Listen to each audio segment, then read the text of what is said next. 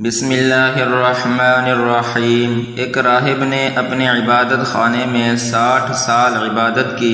ایک دن اس نے اپنی کھڑکی سے باہر پانی کی جگہ میں جھانکا اور سوچنے لگا کہ اگر میں عبادت خانے سے نیچے اتر کر یہاں سے پانی پی لوں تو میں کسی کو دیکھوں گا بھی نہیں اور پانی بھی پی لوں گا، وضو بھی کر لوں گا اور پھر واپس اپنی جگہ پر بھی آ جاؤں گا۔ چنانچہ یہ سوچتے ہوئے وہ اپنی عبادت خانے سے نیچے اترا۔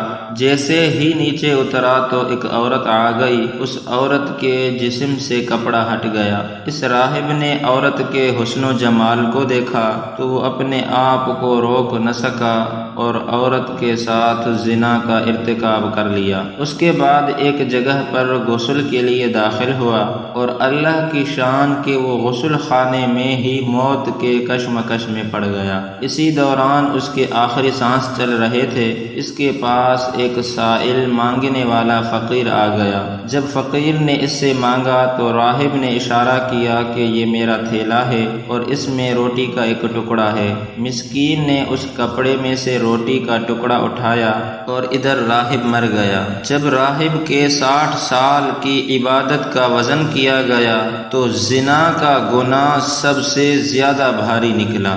اللہ اکبر کبیرہ۔ میرے سامعین قدر، یہ بہت توجہ طلب بات ہے کہ 60 سال کی عبادت ایک طرف اور زنا کا گناہ ایک طرف۔ ایک زنا کا گناہ 60 سال کی عبادت پر بھاری ہو گیا۔ بہرحال روٹی کا ایک ٹکڑا رہ گیا تھا جو اس نے مرتے وقت سائل کو دیا تھا۔ پھر اس ٹکڑے کو لایا گیا اور اس کی نیکیوں کے پلڑے میں ڈالا گیا۔ پھر نیکیوں کا پلڑا بھاری ہو گیا اور اس راہب کو بخش دیا گیا۔ میرے سامعین گرامی، ذرا سوچئے کہ اخلاص کے ساتھ اگر چھوٹا سا عمل بھی کیا جاتا ہے تو میزان میں کتنا وزنی ہوتا ہے کہ وہ گناہوں کے پلڑے کو ہلکا کر دیتا ہے۔ دعا ہے کہ اللہ رب العزت ہم سب کو اخلاص کے ساتھ نیک عمل کرنے کی توفیق عطا فرمائے۔